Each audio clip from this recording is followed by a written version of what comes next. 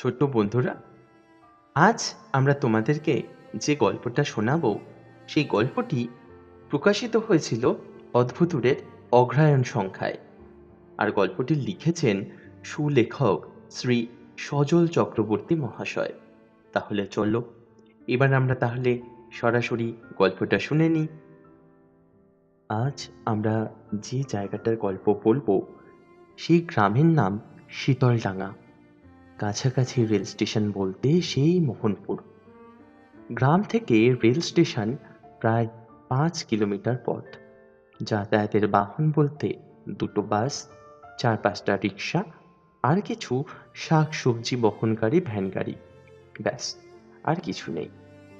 ওই পথে বাস চলাচল শুরু হয় ঠিক সকাল 6টায় আর শেষ হয় রাত 10টায়।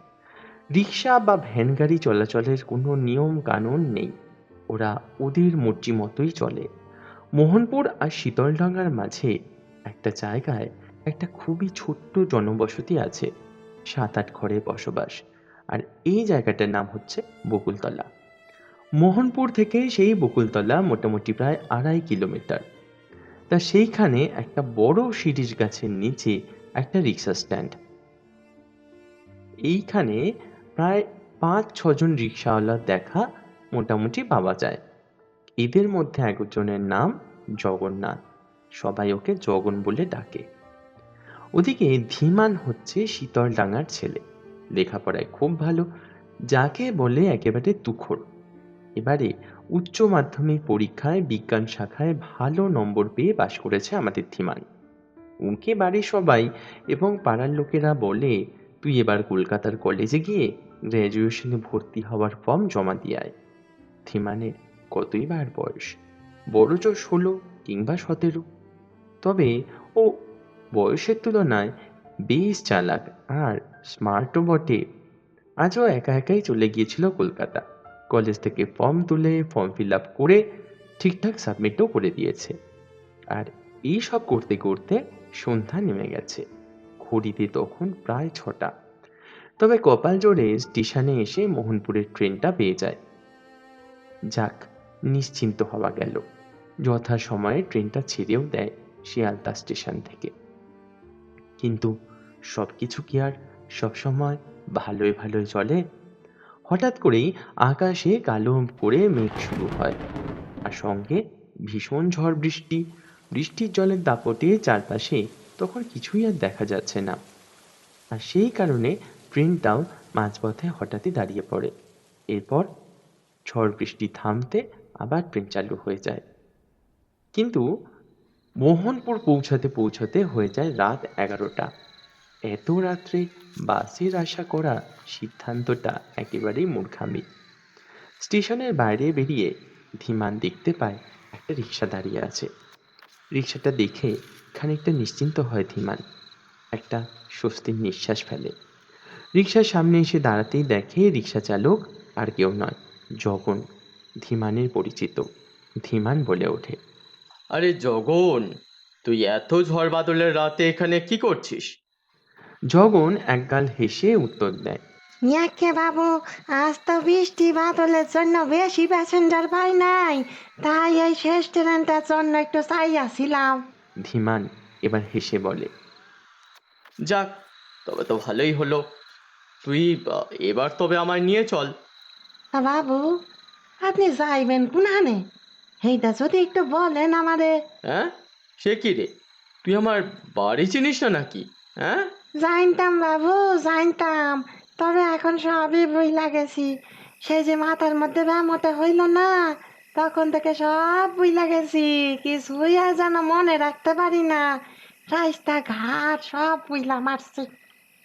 এই রে, তবে তো বড় বিপদ হইলো। তুই রাস্তা ভুলে গেলে আমায় নিয়ে যাবি কি করে? হ্যাঁ, আমি ঠিকই নিয়ে যাবো বাবু, ঠিকই নিয়ে যাব। তবে কোনো রাস্তায় বাঘ টাক থাকলে আপনি শুধু আগে থাকতে রাস্তাটা আমারে কইয়া দিবেন, ব্যাস তাহলেই হইব। কি আর করে ধীমান, এত রাত্রে তো আর অন্য কোনো গাড়ি এমনিতেও পাওয়া যাবে না। তাই জগনের উপরে ভরসা করা ছাড়া ও আর কিছুই করতে পারে না। ঘাড় নেড়ে সম্মতি জানিয়ে বলে, ঠিক আছে, তবে তাই হবে। আমি না হয় মধ্যে মধ্যে রাস্তা তোকে বলে দেবো। তুই তোর রিক্সাটা বরঞ্চ চালু কর, চালু কর। অবশেষে ধীমানের কথা মতো রিক্সা চলতে শুরু হয়। হঠাৎ করেই ধীমানের মনে হয় যোগনের বলা কথাগুলো কেমন যেন নাকি নাকি শোনাচ্ছে। এতক্ষণ যেটাও খেয়াল করেনি। ধীমান মনে মনে ভাবে, যোগনের গলাটা এরকম শোনাচ্ছে কেন? তবে যোগন কি কোনো ভূত? না তো, সেটা কি করে সম্ভব? না বাবু, আমি ভূত লই আমি, এক্কারে আপনার মতোই মানুষ। জগন হেসে কথাটা বলে ওঠে। আর সেটা শুনে ধীমান তো হতবাক। জগন ওর মনের কথা জানলো কি করে? জগন যে ভূত হলেও হতে পারে, সেটা তো ধীমান নিজে মনে মনে ভেবেছে। মাত্র মুখ ফুটে তো কিছুই বলেনি। তাহলে জগন সে কথা জানলো কি করে? যাই হোক, নিজে আশ্বস্ত হবার জন্য ধীমান আবার জগনকে জিজ্ঞাসা করে। কিন্তু যখন তোর কথাগুলো কেমন যেন নাকি নাকি শোনাচ্ছে, কি ব্যাপার একটু খোলসা করে বলতো দেখি। না বাবু, তেমন কিছুই নয়, তবে এই বর্ষায় একটু সর্দি লাগা গেছে, তাই বোধহয় গলার আওয়াজটা কেমন খোনা খোনা লাগতেছে। ও, তাই বল। তাহলে থামলি কেন? চল। হঠাৎই একটা ধপাস করে শব্দ হলো। ধীমানের মা মালবিকা বাইরে ঘরে বসেছিলেন ধীমানের অপেক্ষায়। ঝড় বৃষ্টির রাতে চারিদিকে একেবারে নিস্তব্ধ। শব্দ পেয়ে দরজা খুলে বাইরে এলেন ধীমানের মা মালবিকা দেবী। আর এসেই উনি যা দেখলেন, তাতে তো ওনার আত্মারাম খাঁচা ছাড়া হওয়ারই অবস্থা। উনি দেখলেন ধীমান মাটিতে উপুর হয়ে পড়ে রয়েছে, আর ওর সামনে একটা রিক্সা দাঁড়িয়ে। সেটার হ্যান্ডেলে একটা পুড়ে যাওয়া ছাতা ঝুলে রয়েছে দাঁত বার করে। অথচ আশ্চর্য ব্যাপার, কোথাও কোনো চালক নেই। তবে বহুবার যাতায়াত করার কারণে যোগনের রিক্সাটা ঠিক চিনতে পারলেন মালবিকা দেবী। ঘরে এনে চোখে মুখে জল দিতেই সম্বিত ফিরে পেল আমাদের ধীমান। আর তারপরে ওর সঙ্গে কি কি ঘটেছে সেটা সে মাকে বলল। আর ওর কথা শুনে মালবিকা দেবী বুঝতে পারলেন আসলে ঠিক কি ঘটেছে। এবারে উনি বললেন, সে কি রে খোকা, জগন, তুই ঠিক বলছিস তো? জগন তো আজ ঝড় বৃষ্টির সময় ওই রাত 8টার দিকে মাথায় বাজ পড়ে মারা গেছে। ওই বকুলতলায় বড় শিরীষ গাছটার নিচে দাঁড়িয়েছিল জগন। তখনই হঠাৎ গাছটায় বাজ পড়ে, আর তাতেই জগন মারা যায়। তাই বুঝি আমার কেমন যেন সন্দেহ হচ্ছিল। যাই হোক, জগন তো তোকে ঠিকঠাক পৌঁছে দিয়ে গেছে, তার মানে কিছু ভূত ভালোও হয়। দুগ্গা দুগ্গা। এই বলে মালবিকা দেবী মা দুর্গাকে প্রণাম করে ধীমানকে ডেকে হাত মুখ ধুয়ে নিতে বললেন।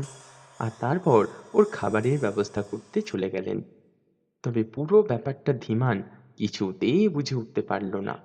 ওর মাথায় শুধু একটাই প্রশ্ন বারবার করে চক্কর দিতে লাগলো, তবে কি আজও ভূতের গাড়িতে সবার হয়ে বাড়ি ফিরল?